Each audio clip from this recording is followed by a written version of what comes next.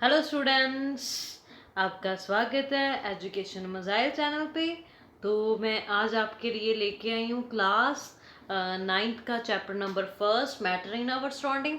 इसके मैंने 5 पार्ट डाल दिए हैं, आपके 6 पार्ट डाल दिए हैं आपके लिए। और अगर किसी की भी वीडियो कोई भी मिस हो गई, आप चैनल को सब्सक्राइब करके मेरी प्रीवियस कोई भी वीडियो देख सकते हो। और अभी हम करते हैं, हमने इस चैप्टर में मैटर के बारे में पढ़ा, मैटर इन आवर सराउंडिंग के बारे में पढ़ा, और स्टेट्स ऑफ मैटर की सभी करैक्टरिस्टिक्स और प्रॉपर्टीज डिस्कस की और उनको अच्छे से डिटेल में पढ़ा। अगर किसी को कुछ भी ना समझाए बच्चे, आप मुझसे पूछ सकते हो। वेपोरेशन टॉपिक चल रहा था हमारा, हमने फैक्टर कर लिए थे इसके, फैक्टर फैक्टिंग अवेपोरेशन। तो ये टॉपिक हमारा हो गया था। तो अभी हमारा बच्चे नेक्स्ट टॉपिक है, इस अवेपोरेशन से रिलेटेड ही है, हाउ अवेपोरेशन कॉजेज कूलिंग। तो वेपोरेशन जो होती है, ठीक है, वेपोरेशन हमने पढ़ा एक प्रोसेस होती है, ठीक है, जिसमें लिक्विड्स जो होते हैं वेपर्स में चेंज हो जाते हैं, ठीक है।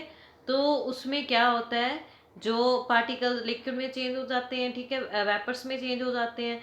तो वेपोरेशन होने के बाद कूलिंग क्यों होती है, कूलिंग का कारण क्यों है, तो इसका क्या आंसर होगा। तो ये देखो बेटा, the process of evaporation use the energy of the liquid particles. जो वेपोरेशन प्रोसेस होती है उसमें लिक्विड्स की जो होती है, पार्टिकल्स की एनर्जी यूज होती है, ठीक है।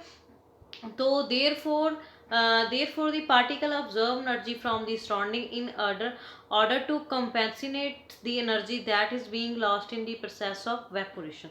तो वो एनर्जी जो होती है वो पार्टिकल कहाँ से कंटेन करेंगे, वो सराउंडिंग से कंटेन करेंगे, आसपास से देखेंगे उनको, जो भी एनर्जी है अपनी एवेपोरेशन प्रोसेस करने के लिए, ठीक है।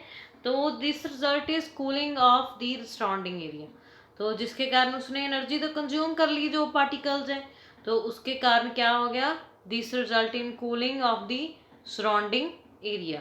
तो उसकी वजह से आसपास वाला एरिया जो हो गया, कूल हो गया बच्चे। तो फॉर एग्जांपल देखो, अवर palms feel cool down when पट सम एसीटोन ऑन इट। तो जब भी आप ऐसा करते हो, एसीटोन होता है नेल पेंट रिमूवर होता है, आप देखते हो मम्मा के पास होगा बच्चे आपकी के, तो अच्छे से नेल पॉलिश एक को रिमूव कर देते हैं और दूसरी को लगा लेते हैं ना।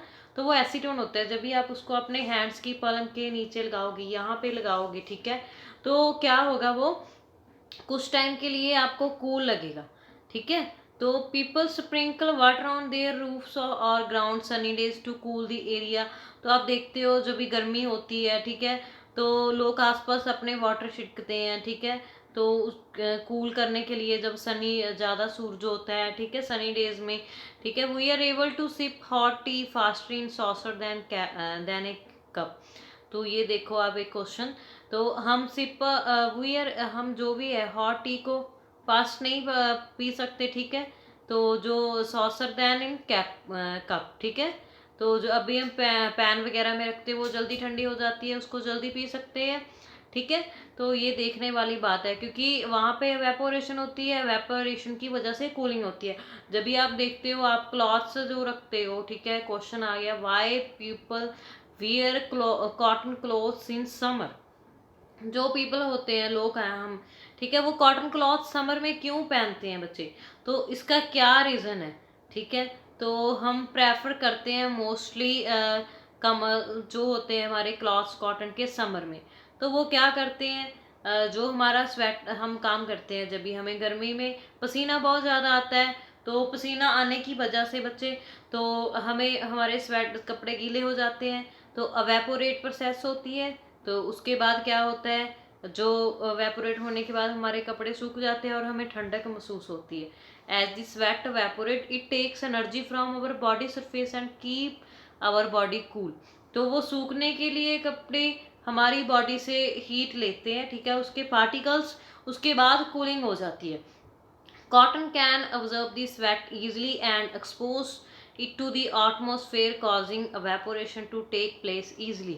तो क्या होती है, कॉटन जो होते हैं हमारे, वो जल्दी ही स्वेट को ऑब्जर्व कर लेते हैं easily and expose it to the atmosphere causing evaporation to take place easily। तो उसके बाद evaporation मतलब easily हो जाती है। तो इसीलिए हम बोल सकते हैं दस in turns keep us cool in summer days. तो इसीलिए हमारे जो कॉटन के क्लॉथ्स होते हैं, ठीक है, वो हमें समर में कूल रखते हैं। एवेपोरेशन होती है, उसके बाद कूलिंग हो सकती है, इसीलिए हम ऐसे होती है। हमने हमारा मेन क्वेश्चन था ना, हाउ एवेपोरेशन कॉजेज कूलिंग, तो ये वाली एग्जांपल आप सभी लिखोगे, इसमें डेफिनेशन लिखोगे, फिर एक एग्जांपल लिखोगे, ऐसा क्वेश्चन आपको आ भी सकता है बच्चे। तो देखो एक मैंने डायग्राम शो की हुई है, तो डायग्राम में देखो lower energy remains as a liquid, तो नीचे देखो जो भी लोअर पे एनर्जी है नीचे देखो शो की हो एरो, तो वो क्या है, लिक्विड है। मीडियम एनर्जी पर बैक इनटू वाटर, जो मीडियम पे एनर्जी है वो बैक चलेगी वाटर में, और हाई एनर्जी वेपोरेट, जिनके ऊपर पार्टिकल्स के ऊपर ज़्यादा फोर्स लगी हुई है, ज़्यादा मतलब कंपेसिटी है, वो हाई एनर्जी वाले, ठीक है, वो क्या होगे, वेपोरेट होगी। ठीक है, ये देखो अच्छे से डायग्राम को। तो नेक्स्ट हमारा एक क्वेश्चन है बच्चे, तो देखो एक है, Y water droplets appear on the surrounding of a glass with ice cold water. जब भी आप अपना ग्लास में वाटर डालते हो तो उसमें आइस डालते हो, उसके आसपास आप देखते हो ड्रॉप्स लगी हो, ड्रॉप्स लग जाती है कुछ टाइम, जैसे आप फ्रिज में से बॉटल निकाल के बाहर रख दो, उसके आप आसपास देखोगे ड्रॉप्स होंगी। There are water vapours present in the air, जो वाटर वेपर है वो एयर में प्रेजेंट है। when they come in a contact with the walls of the glass that has a ice cold water in it, they condense। तो जब भी वो हमारे ग्लास के कंटेक्ट में आता है, वॉल्स के कंटेक्ट में आती है आइस, ठीक है, तो उसके बाद कंडेंस हो जाता है। तो उसके बाद क्या होता है, वो गैसेस स्टेज में, gases state to liquid state, तो वो उसके बाद गैसेस स्टेट से लिक्विड स्टेट में चला जाता है, thus forming tiny water droplets on the wall of the glass. उसकी वजह से छोटी छोटी ड्रॉप्स वाटर के, जो हमारा ग्लास होता है उसकी वॉल्स पे आने लगती है। द 5 स्टेट्स ऑफ मैटर, तो आपको मैं एक मेन टॉपिक बताती हूँ। तो ये चैप्टर वैसे हमारा खत्म हो गया, आपकी एनसीईआरटी बुक में इतना ही है बच्चे। तो एक और कंसेप्ट है आपको, वैसे 3 टाइप्स पढ़ाई जाती है मैटर की, लेकिन इसकी 5 टाइप होती है, ठीक है, लेकिन आपकी बुक के लिए 3 कंसीडर किए गए हैं, फिर भी मैं आपकी एक्स्ट्रा नॉलेज के लिए आपको बता रही हूँ, ठीक है।